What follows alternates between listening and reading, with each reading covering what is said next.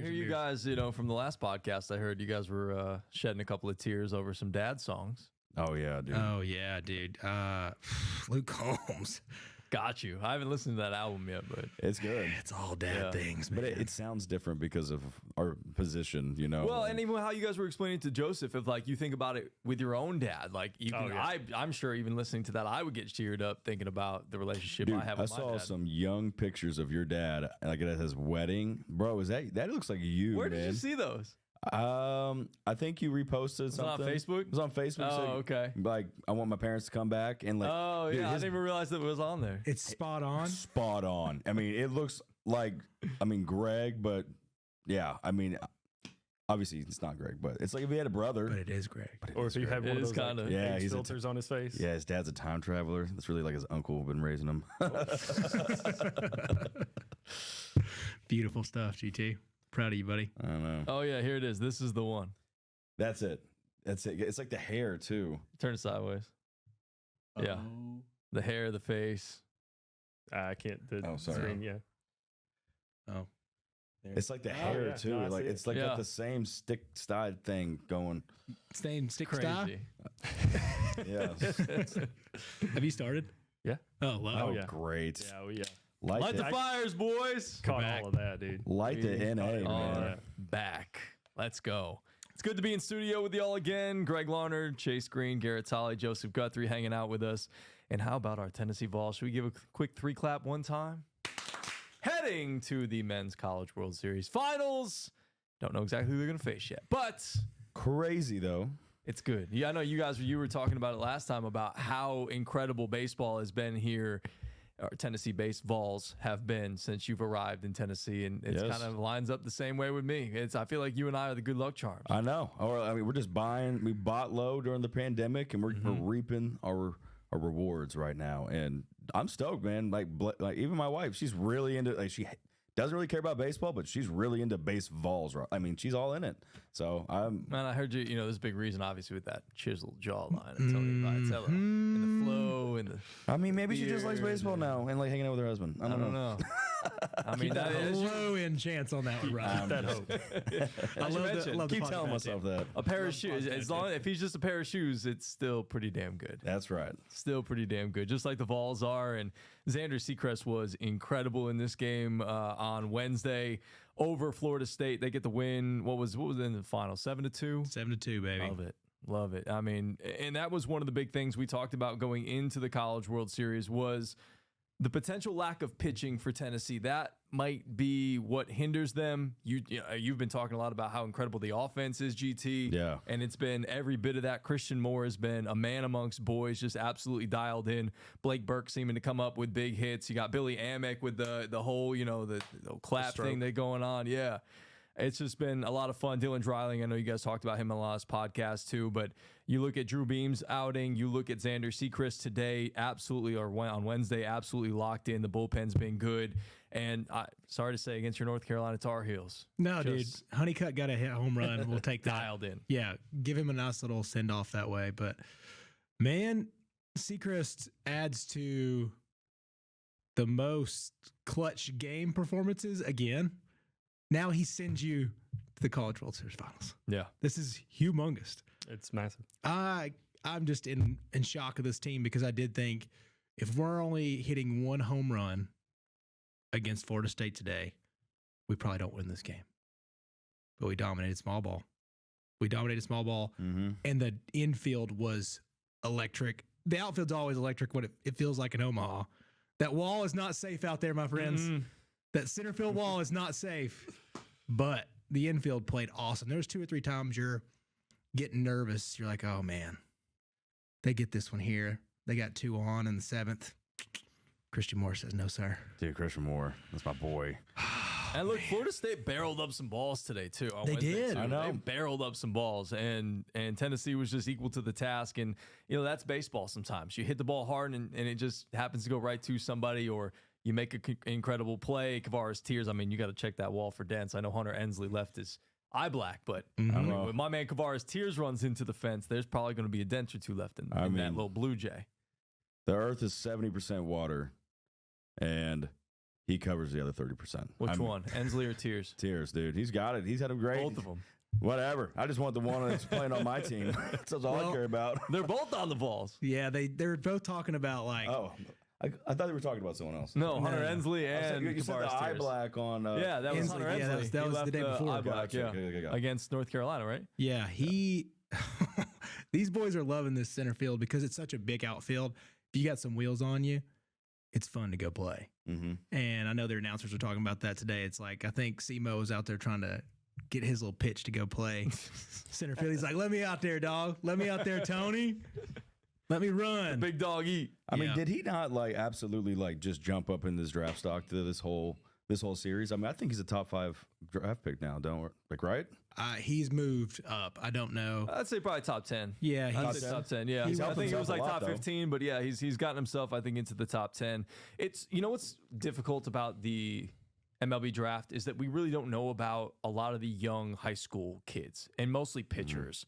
And a lot of pitchers and things, and even some outfielders will go early in that draft. And I don't really know what's there, but damn it, Christian Moore, I love his demeanor. I love the intensity, the focus that he plays with. And even that last at-bat that he had in this game in which he got out, he was like staring down the pitcher. And I remember that game in which they played Florida State the first time before he came up with that big hit. He turned to Blake Burke on deck and he goes, "That's fat."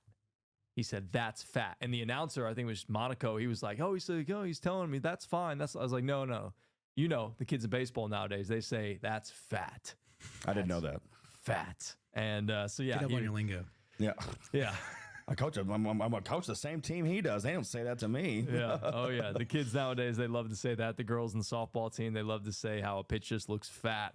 And he jumped all over one for a double there in that game against Florida State in the first game of the College World Series. But it's crazy to think about how this team has progressed over the years since you and I went, Chase, in 2021. They get knocked out in 2 games. Then they don't get back. They're the number 1 overall seed against Notre Dame. Then the next year, obviously, it's the surprise year last year, and they win a game, but then they get knocked out against LSU. Now they're 3-0 going into the College World Series final. And another thing that's really stood out to me about Omaha in general, Chase, is when you and I were there, I felt like the stadium wasn't as full as I've seen it so far this time around. Now, obviously, when the Vols have played, I thought it was pretty full, but I thought there were some other games that we went to, like a Stanford versus whomever. I don't remember who it was, but like it seems like every game the stadium's packed.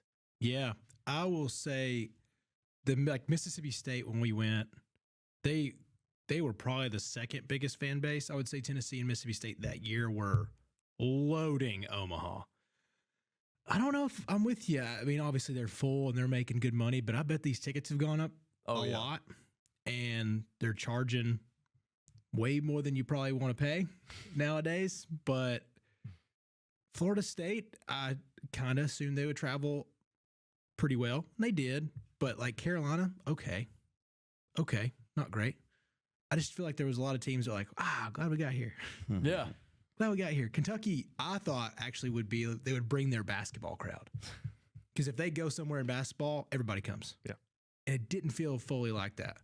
And I know it's not as exciting of a brand of baseball. I know you talked about it, Joseph. Like, they don't hit a lot of home runs. No, a lot of small ball. But it was also their first year at Omaha. So you would think that would also play into the crowd factor. Yeah. You would think it's their first year, first time they've ever made it. They're going to be packed, right? I mean, Kentucky's not that far. No. Not that far of a drive. They're They rich. should be loaded, right? Let me see. So Lexington, Kentucky to Omaha. Omaha, yeah. You would think Kentucky would have packed that place out. Yeah. Especially whenever you hear about the experience. Yeah.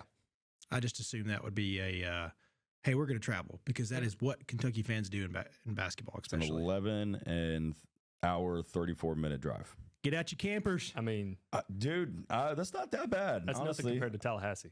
That's how long it took me to get from Dallas to Chattanooga. Yeah. At one day. Yeah, you would. And road trips are fun. I mean, that's the whole point of like college sports, is that these guys rally around each other and they say, dude, let's go hit a road trip and go watch our boys. Yeah. And win or lose, dude, the road trip back's just as fun, dude. So much fun. Well, it's also like I was there for Kentucky's first time in Omaha. Yeah. I was there. I was a part of that. I know we lost. We didn't make it. But that's something you hold on to. Oh, That's they're something going that back, you tell though. like, oh yeah, They're definitely going they're back. definitely going to go back. SEC, They own SEC They baseball. own baseball, right? They're all going. Well, that's how like G and I feel. I mean, Tennessee got waxed those 2 games that we went out there, but I still like think about it like that was so cool. Yeah, and I heard you talking about it and lamenting about how much we baked in those good seats against Virginia. Oh, brutal! We lost 5-0, but it was just such a cool experience, and to be out there. And I want to get into something Joseph touched on last podcast, but before we do that, the College World Series Jello Shot Challenge as of 5 hours ago. This is on Wednesday at 7:00. The Rocco's Jello Shot Challenge. There is a new member of the 10K Club as Tennessee fans showing up and showing out. Over 10,000 Jello shots purchased. Jesus. Represent, man. The next Love it. closest, Texas A&M, a little over 9,000. That's And that could be cool. The only other one over 5,000, Kentucky at 66,000 Oh, so the SEC's representing well. or Yeah. 6,600. yeah. I wonder if Virginia just was like, we're good. Yeah, no. They're like, we're not showing up. Virginia was the lowest. They're a little over 1,500. And just that makes sense. and just catch me up real quick. The Jello shot thing. What is it's just that's how many Jello shots have been ordered during the College World Series by Tennessee fans. Yes. They do this every year. They have a challenge. I think it's like $5 a Jello shot, and they just keep track. I guess they ask you when you get a Jello shot, which team you're a fan of, and they tally it all up. $5 they made 50 G's on that. just Tennessee. That's crazy. Yeah, that's the Jello shot counter right there. They just have it on a whiteboard. It's like a basic ass thing. And After finishing 6th last year, Tennessee's really shot up the board. I'm really proud. Last year, I know GT can see this, but guess how many LSU ordered last year? oh my, Throughout the week, Oh my gosh. 17,000. 22. 68,000. Oh, Like, it's not even like close. Well, dang. that Dude, checks. by you, man. They do. Virginia show up 8th last year, 872. I understand now it's a social media craze. Yikes. Yeah. But at least get a K for your people. Come on, man. Shout out to Rocco's as well. The proceeds from every shot sold goes to the food banks for all 8 teams in Heartland Food Bank as well. That's Oh, that's cool. Beautiful. See, I didn't know that. I thought it was just the company was getting the No, money. So that's dope. Yeah, I was going to say, I bet that bar they could probably make enough money this week to shut down the rest of the year. Yeah. Probably. But good that they're donating. Probably. That's huge. Even if you split the proceeds, I mean, that's raking, dog. yeah. Oh, yeah. I don't know. Cheap. I wonder if it is the whole thing or if it is A portion. split, yeah. It says proceeds from every shot, so I don't know if it's the whole Yeah, thing maybe or they just get their money partial. back. They probably just cover their operating Yeah. costs, like how much it costs to make the Jello shots and then run the bar for a week. What do we whatnot. got? They donated last year from that week $142,464. Wow. That was last year. what, The numbers. wow. Now, And that goes to who LSU's again? Who's that go again? The That- food bank, the food Heartland bank. Food To the Bank. food bank? Okay. What you said? Yeah. In 10 Cool. days. 10 days. 10 days. Incredible. Oh, I do love it when alcoholics come Yeah, to man. the cause. They can do good. They can do good for your community. Proud of you Oh, guys. they sure can. They sure can. Just go back to that game on Wednesday for a second against Florida State. Man, to me, the big turning point in this game, obviously Tennessee came out, put up 4 runs in the first 2 innings, dominating early. Xander Sechrist was good. But in that 3rd inning, Florida State had runners on 2nd and 3rd, a little bouncer up the middle, and that guy on 3rd just absolutely hesitated. I don't remember who the runner was. I think it was West.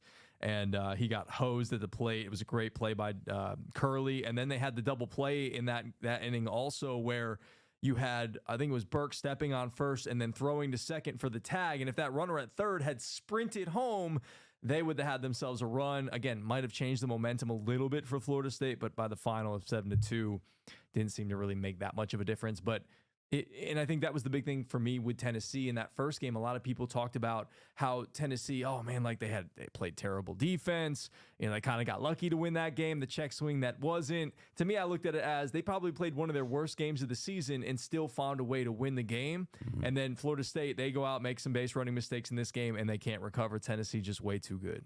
Yeah, especially in the second too. When we had the botch throw, all that, and then the secondary throw too is bad.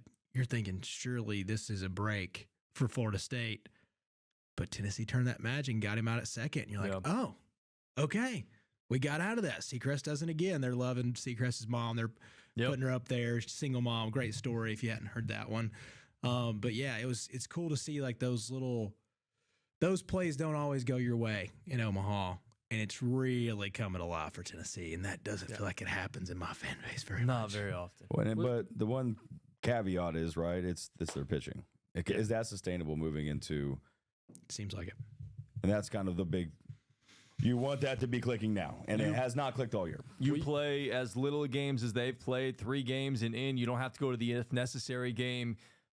You've got a lot of different guys rested because you haven't had to use a ton of pitchers. I heard you talking about that the first time around. They had to use 5 pitchers. The next game against North Carolina, I believe it was only 3. Yep. And this game was only 3. Not a lot of guys throwing a ton of pitches. I mean, Sechrist was rolling into that 6th inning. He had about 60 pitches. I obviously gave up a couple of home runs, but I really like where their pitching's at right now. Going into the final. Yeah. Going into the national championship. Yeah. And also one of the things that, and I think you said it, Chase, when you talked about them clicking, you had to know this was coming, right? And you guys can speak to this better than I can. Y'all follow the Vols more closely. I've just recently figured out how good Tony Vitello is at coaching.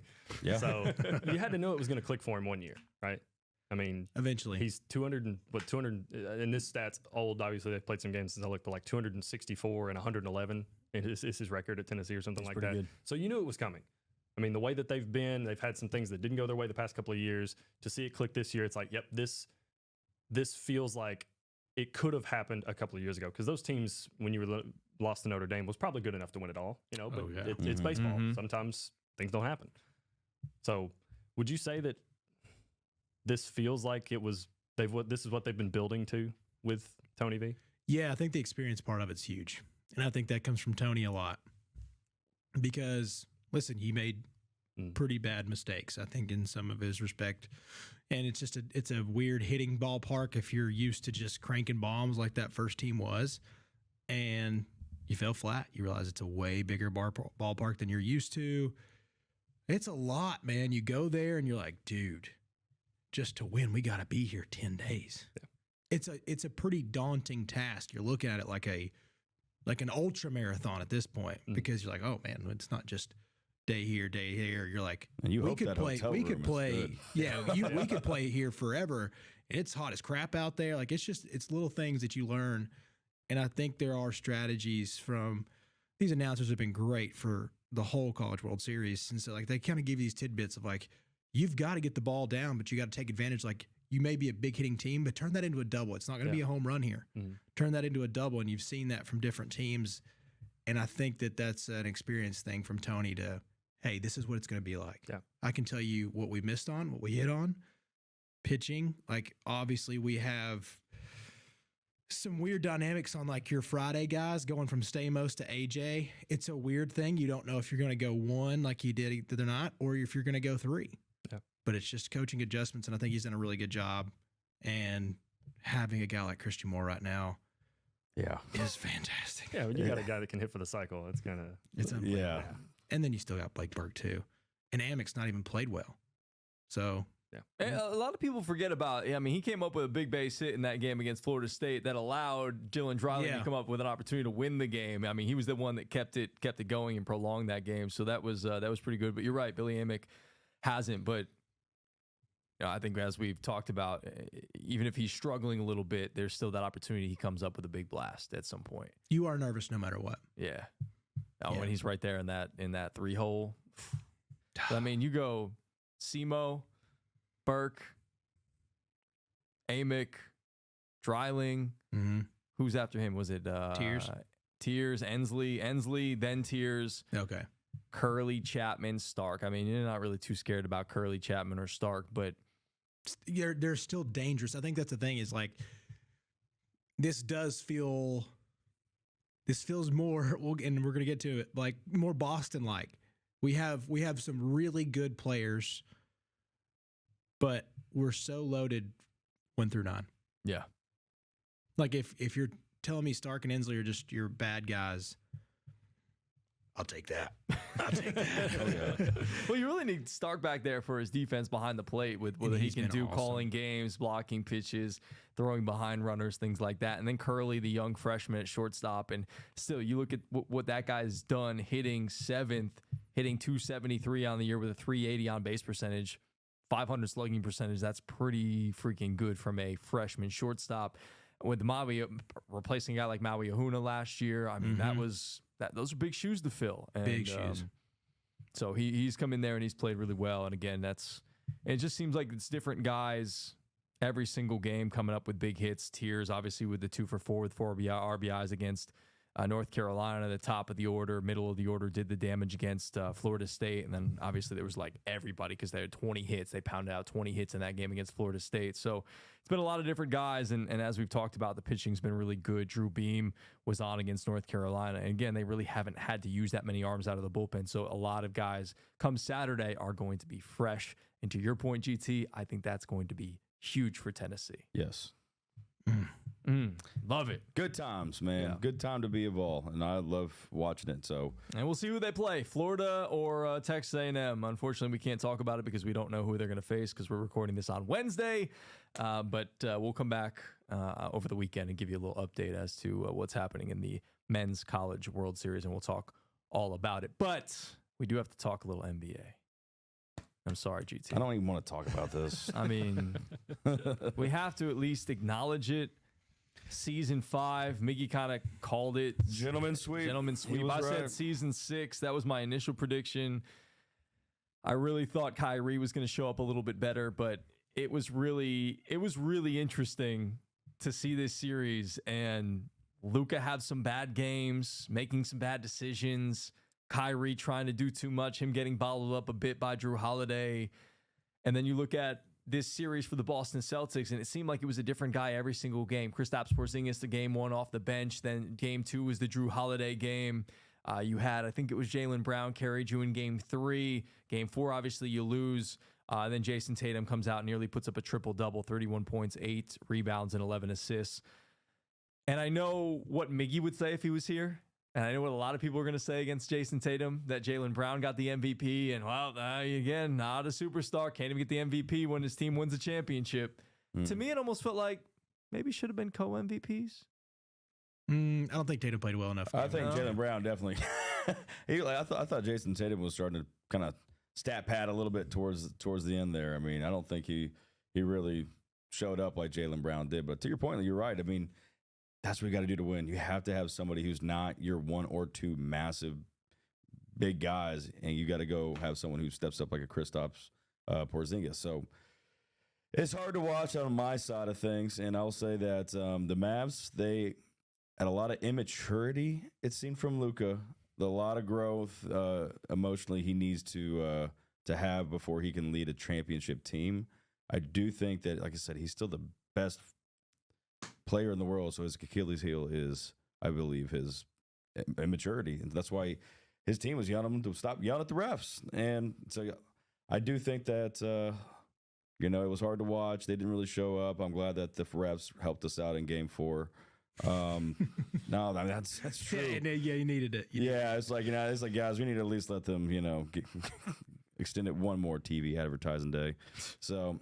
Yeah, because at that point, ESPN was on the verge of having 2 sweeps and paying all the money. Yeah, that's rough. All right, I have 2 things. I have 2 questions for you. Okay. You want the funny one or the more serious one first? Let's kick me down and then build me back up. So you want the more serious one? Yes. All right. How do they build a championship team moving forward? Because clearly they have one of the best players in the nation. With Luka Doncic. How do they build more depth here going forward? Because it seems like that was the Achilles heel going into this thing. This is what I was nervous about with Dallas, even if they have the best player in the series, that they just don't have enough depth to compete with a team like Boston. But they clearly have enough talent to get to a finals. So now you have to figure out a way to elevate yourself to really be able to more seriously compete for a championship. Well, Dallas has to first decide if how much they're going to extend Luka for. He's eligible for the Supermax extension. It's like $300 and something million. It's like 345, 350. You got to pay the man. That's just to the extension. So he's still on a $200 and something million contract. So are you going to pay Luka? And how much of that money is not going to your bench? I mean, it's the hardest part about having a superstar on your team is you have to rely on them so much. And it takes away from other parts. So I think what you do, and you got to go draft heavy and make trades, I guess, to to do that. But I mean, I can see them going for Bronny in the draft just to get Braun. I really can. I heard Bronny's only worked out for the Lakers in Phoenix. See, that was strategery. Yeah. I still think that they'll look at him very seriously if it means that LeBron will come over here, even on not a big contract, just to play with his son, play with Luka, play with Kyrie again. Kyrie and Bron are like, let's do it again. We're older and we made mistakes. So Luka's going to be like, dang, I'm going to play with LeBron. That's my idol. Like, he talked about it. That was my favorite player growing up. So that's what I see and I've thought about in the dark for the last couple days. Fantasizing about. Luka's contract extension would be up to $367.5 million. God. So it was more than what I said. That is insane. It's going to take away all your extra stuff. I don't know. I know that's what's hard about it. And I think that's why LeBron might be the perfect fit for what you're looking for, because you can add another superstar level player for cheaper. To play with his son. Exactly. And the Leverage. potential to play for a championship, because the way the Lakers are built, it doesn't seem like they're going to be competing for a championship anytime soon. And we have no state income tax. Perfect. So come on, Bron. Boom. Let me get you some money. And I think, too, I don't know if somebody will reach for him in the first. I don't think you guys have a first-round draft pick. Actually, I feel like that was traded away. Well, we just extended Nico Harrison, and he was our GM, and I bet you. Oh, yeah, you guys have the very last pick of the draft. I think that's it. He's going to be moving that up. He's going to get away. He's going to get in the first round to go get Bronny. I'm telling you. Take Bronny in the first round? No, they won't take him in the first. I'm just saying. It's Bronny will never. He will get demoted. Back down. I don't know, but we'll see. I don't know. What's y'all's thoughts? Well, do you want my funny question? Okay, yeah. Let's get your funny question. Is Luka Doncic fat? Does he need to get in better shape? Oh, he does. He gets in better shape. Jokic did. He gets in better shape every single summer, and then as the season goes on, he gets pissed. Fat. He gets pissed off and drinks beer behind the closed doors. That's exactly what I think he's it's doing. the sweet tea. He loves the sweet tea. No, I don't think it's that. He's openly talked about that. He's been addicted to sweet tea. That's coming to the States. I'm telling you, man. That's true. But I think he's drinking beer. I think he's drinking a lot of beer. It hurts, I guess, in that scenario. Yeah. He's wearing one of those oversized jerseys with a shirt under it, just trying to hide some of the softness that's under it. To me, he's kind of out of shape. He's a very finesse guy. He's got great touch, this, that, and the other thing, but he's just a step slow and a liability on defense. I feel like he needs to really rededicate himself for the entirety of a season to go out there and really be the true superstar of the league and finally win an MVP. Well, what did I say? Maturity. He needs to be more mature. Yeah, exactly. That's all it is. He needs to grow up a little bit. He's only 4? Yep. Let's see what he looks like at 25. He better in 1 year. Let's see what that, because that's about. He's 25 now. He's 25 right now. Okay. 25. Well, 25 26. right We'll see you there. My patience is only about a year long, so because we got to pay you $367. $367. Yeah, and this is a bad draft, so it's not like you're going to pick up anybody. Donovan Clingan, baby. So what do y'all think? I think this was a really good finals for the Boston Celtics because Tatum is not one of the top 6, 7 guys, or if he is, he's 6 or 7, and that's okay. And everybody wants him to be 5 through 1, or really they want him to be, they want him to be 3 through 1. Yeah, and it's dude, this league is too talented. It's too talented. And he's so good. He changed his game. He dropped 10 dimes on you. He's electric, man. He's really, really good. He's actually great. He's just not elite. That's hard to come by. And I think if you're in Boston, you enjoy it because you do have Brown. I just really don't want people being like, well, he's top 5. He's not top 5. He's not. And that's okay. He has top 5 skills. Moments. And he can be awesome, but he's never going to be Luka, which Luka's tough to play with at times. Kyrie has to be unbelievable, and this was a really bad matchup for Kyrie. He's, 0-13 in Boston now? Something like that. It's bad. So this was a really tough one for him. Luka's got to get in shape. That's y'all nailed it on the head. You're right. He's got to, because, man, they picked him apart on defense sometimes. And a lot of teams didn't go after him. And I was one. I was like, he has been better. But now the weight gain through the season, which I don't know how you do. Yeah, how does that physically happen? You're playing basketball for a profession, like a living. How do you do that? How do you gain weight? DJ Burns does the same thing for NC State. He's gained weight every year. Boys, let me tell you something. A lot of bad eating. I don't know if y'all ever been to Eastern Europe. When you ain't never had a crispy chicken sandwich out there. So you come to down south to Dallas, Texas, and you have yourself a brisket after eating Eastern European food for all of your life. And sweet tea. You're unprepared. You're unhinged. Yeah, you're to go from like the blandest food or the least used ingredient foods, which that's a good thing for actually world health. But we don't care about world health in the South, brother. I want this thing cooked in lard. I want it cooked. Don't want it deep fried. Fried. I want. If you want to make that sweet tea, I want that extra sweet. Dip that big old thing of sugar in there. That's what they do, man. That's what they do. And cornbread and milk for dessert, man. And cornbread and whole milk for dessert. That's what I'm talking about, baby. That's the right there. And that's how we get the diabetes. And there's Luka Doncic's career right there. He just had to move to Dallas. Don't be Zion. So Zion got in shape, and then he hurt himself. But yeah, too much king cake out there in Louisiana. So good though. It is. He'd be finding that baby Jesus every time, I'm sure. And then he's got to buy the next one. That's the whole cake. He's got all the money. That's when you find the baby. You got to buy the next one. Do you think between the three of them, let's say LeBron does come, would it work? Realistically, ego-wise. Who cares? Just give it a shot. If it works, it works. If it doesn't, it doesn't. I think you don't turn it down. Can't be worse than what it was. It can't be. You just lost. What are you going to go get? There's no one to trade. LeBron's not going to make you worse. No, it's not going to make you worse. It takes a lot of pressure off of other people like Kyrie and Luka. It'll just take pressure off of them. And he can distribute. It's like he can pass the basketball too. And maybe as he gets older, he's in this era of like, hey, I just want to win another championship. I understand how good Luka is. Kyrie is Kyrie, a.k.a. Uncle Drew. I'm just going to kind of be my facilitator era. And then they stick LeBron James down at the 12 spot. He'll see the floor. Yeah, Dad. A little bit. That's it. Garbage time. And then LeBron, like I said, and LeBron ends his career with Kyrie. Kyrie Irving. So, well, I guess it also depends on how you define does it work? Because like you bring LeBron in, nothing happens. You don't win you don't win a title. But if he matures Luka, like you said that he needs to, that's a win. Yeah. I mean, if he makes Luka grow up, and Luka's 27 and he's learned a lot, it's a great point. Almost take that. I'm right? telling you, these conversations are happening. Yeah, that's a win without paying out for some superstar that's gonna almost do the opposite effect to Luka. Mm-hmm.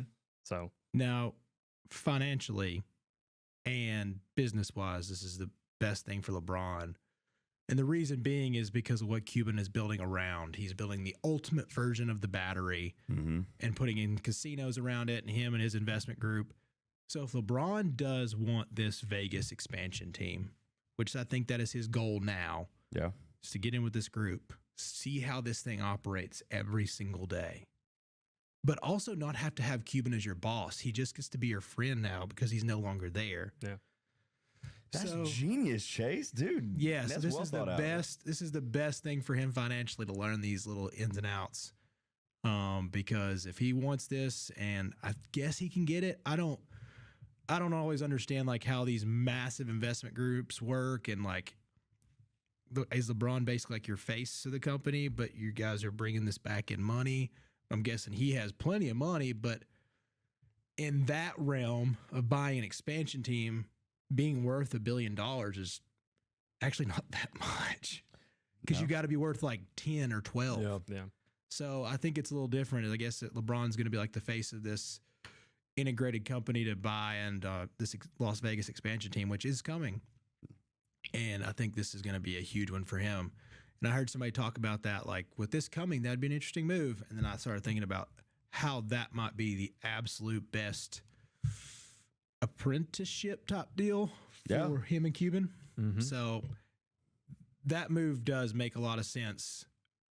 But Jason Kidd's probably like, These coaches and LeBron, it's always fun. He'll have to take a step back. Could Dallas use a shooter? Heck yeah. Kyle Korver? Klay Thompson's on the market this offseason. Ooh, unselfish. He's in the era. How much does he cost, though, at this stage? I think he's come out and said, I understand that I'm not 2017 Klay. I think he's come out and said that. Yeah, he's dude's going to be 34. His previous average annual value of his salary was nearly $38 million. It's not going to be that. It's not going to be that. No. I mean, it can't be that if you're going to Dallas after you sign Luka to that lucrative deal. Yeah, because I feel like you can only give him like 15. Yeah. If that. I mean, and that's like for a 1-year deal, just to see if it works out. I'm telling you, I just hope that they don't do all the chips on the table and they just do all these 1-year deals. We win a championship and we just lose everything. And it's just like nothing was built. It's a sandcastle. Yeah. You can go Kentavious Caldwell-Pope, KCP. He can shoot. Malik Beasley can shoot a bit. I like Malik Beasley. I'll be fine with that. Mm-hmm. Robert Covington. So we'll see. Joe Ingles. Yeah, how much are they willing to go over the cap? Malik Monk. Clay's probably looking at $20 million is what people are saying. Yeah, that's just... It's a lot. It's a lot. You make it work. But they're about to get a lot of money in this TV deal. Yeah, listen. Cap's going up. I'll go out there. I'll do it. I'll join the team. If I'll you take want the league an absolute minimum. bucket. I'll take the league minimum. I'll give you what you need. There you go. I'll find a way.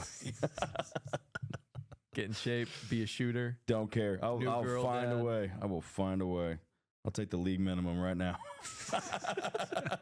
You and Bronny be sitting right next to each other. Best buds, man. We be talking all the time. So, man, I'm sure LeBron would love having you teach his kid life lessons over there on the bench every night for 40 minutes. change your life, boy. I got you. One guy did just get paid on Wednesday. Pascal Siakam got a nice big old deal with the Pacers. 4 years, $190 million. Ooh, not bad. Shout out Indy. Yeah, I like that move for Indy. Pascal was a really good addition. Needed to put him next to Tyrese. It's a good spot. It's a good spot. It's decent upside for him, right? Like you're like, well, Halliburton, obviously a cornerstone. We get one more guy. I'm in a pretty dang good spot to possibly sneak out of the East. Yeah. They're like, I mean, there's not like this huge threatening team outside of Boston. Like you're kind of like, well, I hate to be like this guy, but you're like one injury away from them. Like if Tatum or Brown go down, you're like, well, we can probably beat them still. yeah. Yeah. So, And of course, you got to compete with the Knicks. yeah. I was talking about getting to the finals. I was say, do we think Boston can repeat? Do you think it's a back-to-back deal? Do you think they have it like that, or do you think that there is enough talent and experience and maybe moves made out there between like Minnesota or something like that to be more content? I think what Chase just said is a big. If somebody goes down, I mean, I think Boston should be favored in the state that they're in now and the core that they have. But if somebody goes down, if Jaylen Brown goes down, Jason Tatum goes down, They're still really good. They're still good, yeah. Honestly, they're not losing anybody after this offseason either. No. Like, Should be there's the exact no same big team. names. Luke Cornett, your boy Luke Cornett, they're losing him. Sam Hauser, I mean. Sam Hauser hit some threes, though, man. He hit some threes. You can replace that. I know you can. Replace that if you lose him. But I'm going to give him his he might wanna flowers. come I got back. you, Hauser. I'm going to give you your flowers. But their 5 or 6 are locked in. I mean, I know White's going to be after this season, but he's still got, I mean, you're going to be good for 3 years plus. That's wild. You have to find a way to replace Al Horford at some point. Because that is a getting big a little one. old. Yeah. I mean, do you think he retires after this year? I mean, he just got it. He's 38. Maybe you have to replace him now. I mean, that might be something to have to think about. Maybe. Go out on top. Yeah. That's what I would do. He's played the 3rd most playoff games, 4th most, something like Wow. I mean, are you just tired at this point? It's like, dude, I that. know He's you- in great shape. I know you're making money, though. It's hard to Loves set that down, basketball. but Yeah. And I think it's one of those deals, too. It's like, you guys really needed me. yeah. You going to trust Porzingis every night? No. Oh, that man that's made of glass? Dude, yeah. No, you have to find another reliable centerpiece there that can shoot because what he's been able to bring to that team has been awesome. Porzy. If you could stay healthy, buddy. It's like, why didn't he do that for the Knicks and the Mavs? Well, I Like, was talking about Al Horford. I know Al. I was talking about Porzingis. But I was like, Porzingis, look, he's just I don't know if he was built to be the best player on a team and carry a team like Luka can. Like, he just didn't have enough help in New York. Oh, sure. Those rosters were terrible. Me and Sam Dusenberry Jr. went through it one night. I think as we were watching Game 1 of the NBA Finals, he was doing a live. And I was going through it with him. Like, I was just kind of going back and forth. We were talking about Porzingis because he was having a great game in Game 1. And we were talking about those Knicks teams and just how bad the rosters were and how bad the coaches were. It was like Jeff Hornacek and then Derek Fisher were his coaches. It was bad. Derek Fisher coaching high school basketball now. Yikes. True story.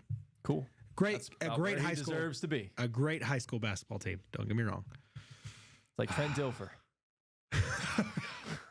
UAB coach? Yeah. He was dominant there at Lipscomb, right? In high school, in Nashville. High school football is wild to me. The fact that Trent Dilfer was like, I'm going to go dominate for 2 years. And he did it. Yeah. He sure did. It's incredible. Yeah. Just pumping out NFL guys. Sweet, Nashville. Good for you guys.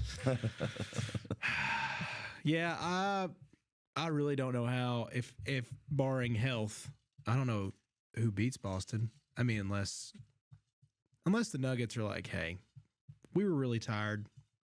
We kind of weren't built for back-to-back. We're built for 2 out of 3. Joker gets to go back to enjoy his horses. It looks like he is having a blast this offseason. I don't know if you guys have seen some of this stuff. Whitewater rafting. That big fella is doing things, boys. He does not care about his health. I think he's having some adult beverages here and there. Mm-hmm. So as he should. Enjoy it. But they are a team that I think they can bounce back. I think the T-Wolves. I would say I think Minnesota, man. I think they have all the pieces to compete against the Boston Celtics.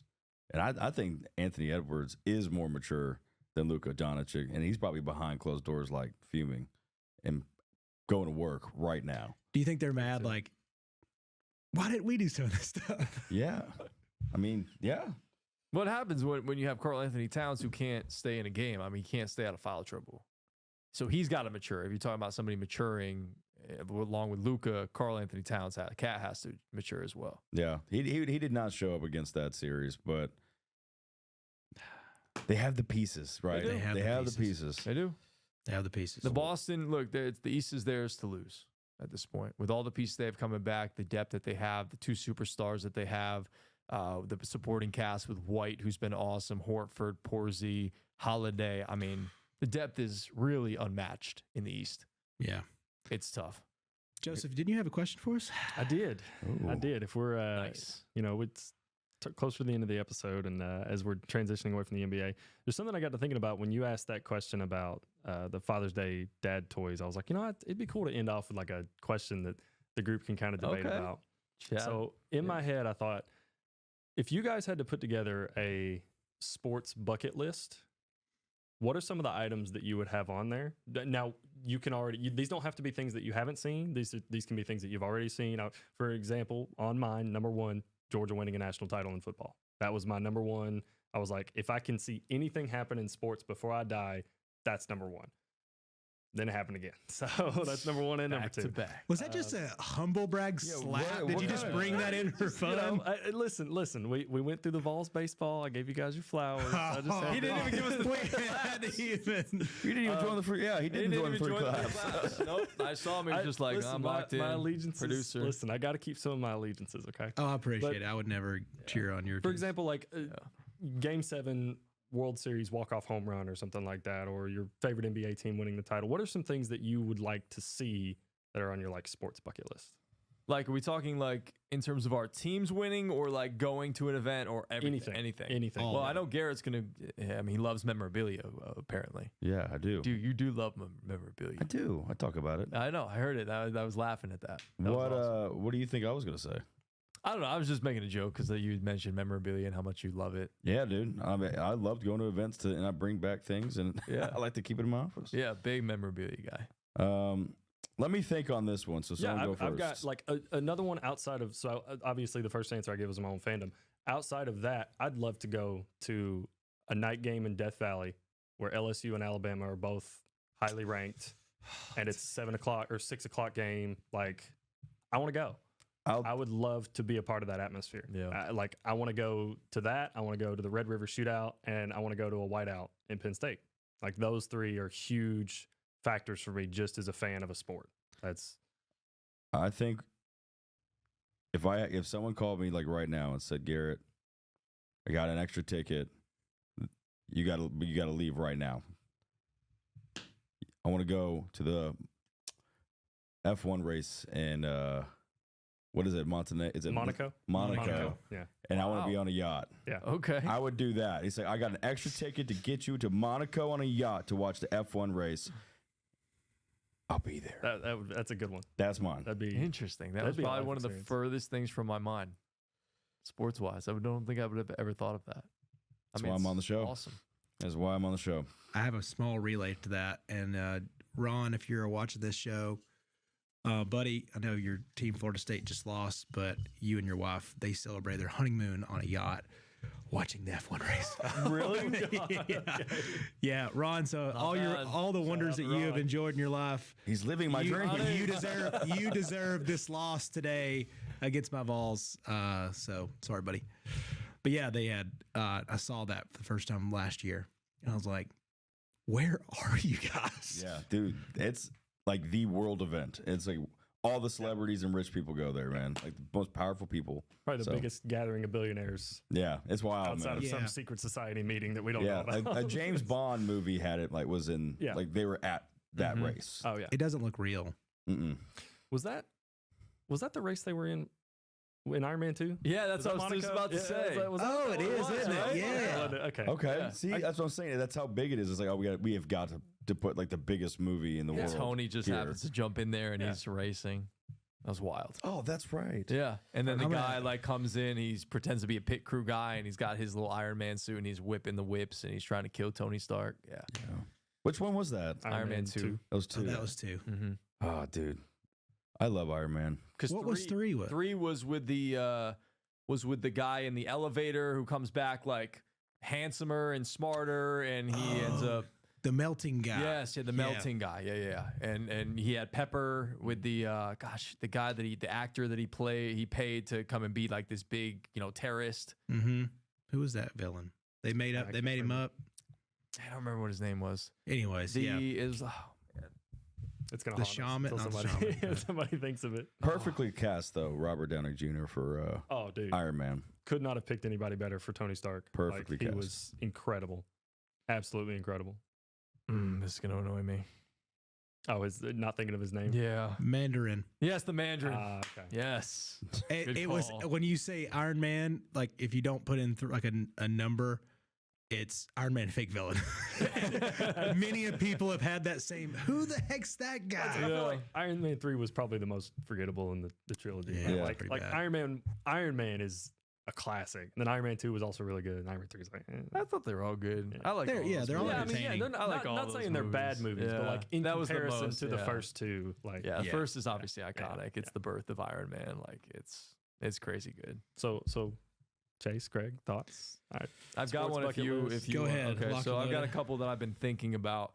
Obviously, to see the Mets win a World Series, just because that is just such an elusive thing. It's probably never going to happen in my lifetime. I'm hoping that's reverse psychology. I would also love, I've always wanted to bucket list wise sit courtside at a Knicks playoff game.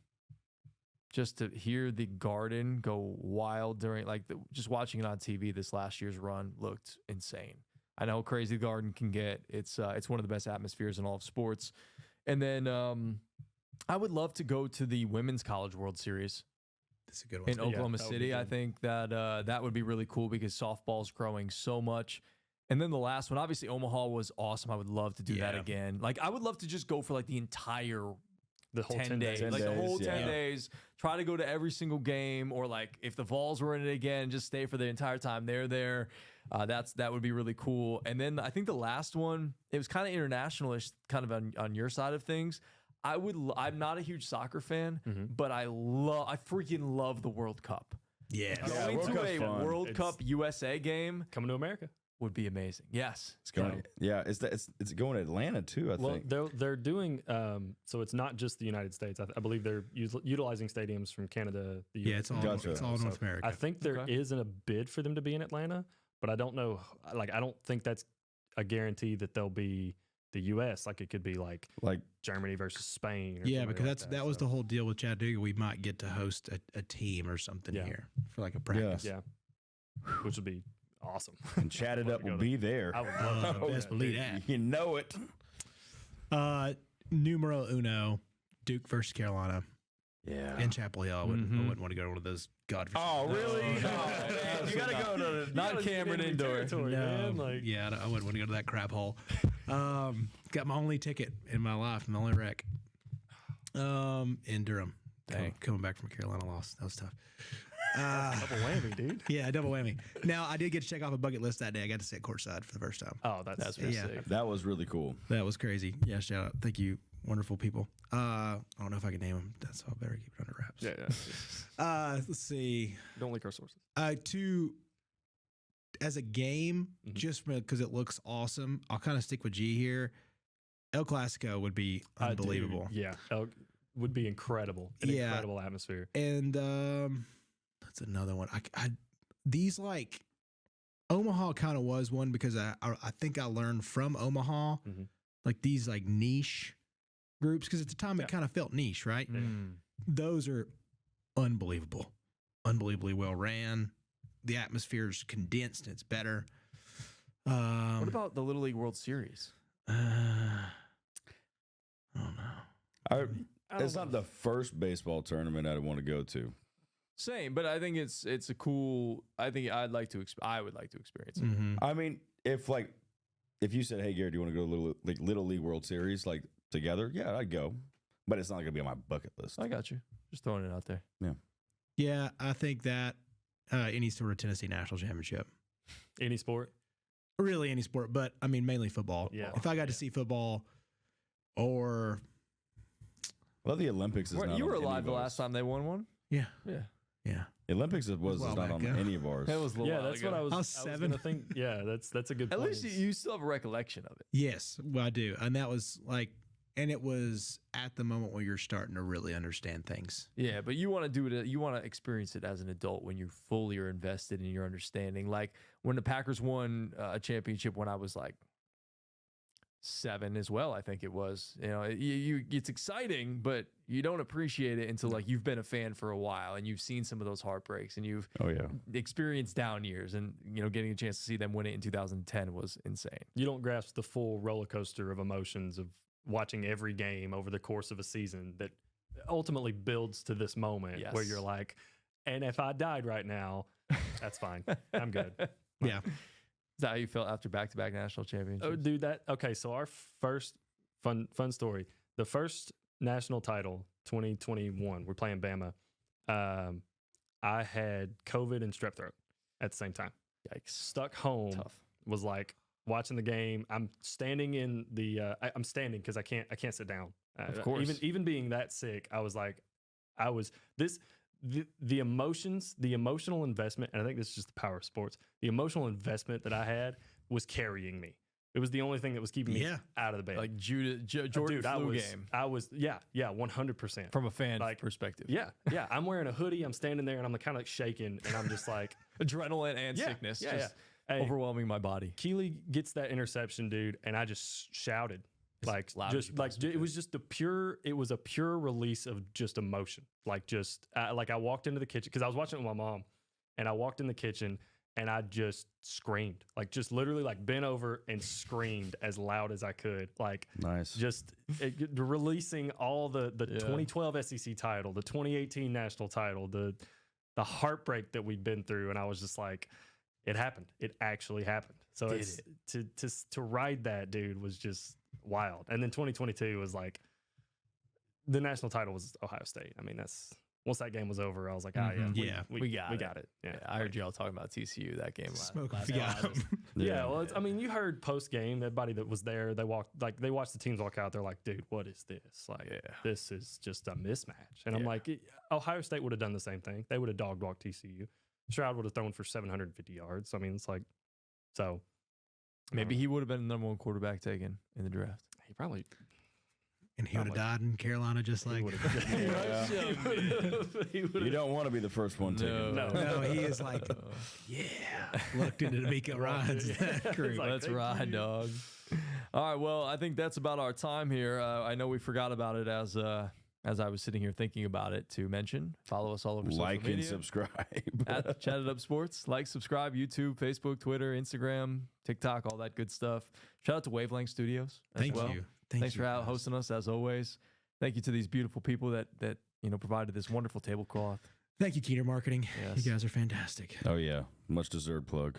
Yes, they were awesome. This thing looks great on camera. When I was watching on that last podcast, it looked great. Pops. Now we're gonna have all this stuff on it too, and I'm excited to see what it looks like with all the toys. Your memorabilia stuff and your Stein. Yeah, the Stein does look sick. Yeah, it's nice. I got more, baby. If you want me to bring more, I got more.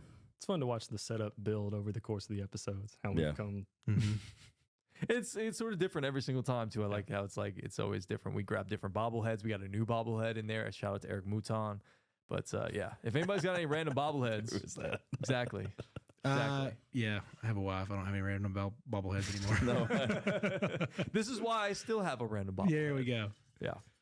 All right. Well, we love y'all. Again, for Joseph Guthrie, Chase Green, Garrett Tolley, I'm Greg Larnard. We will be back at some point during the weekend, I presume. I don't know. The Men's College World Series is going to be going on at some point. I don't know if we want to wait till after that's all done with. We will see, depending on how late the Sunday game is. Yeah. If it is not late, we will be here. If not, we'll see you probably Tuesday. Yeah. Peace and love. Let's be honest. See ya. We're out.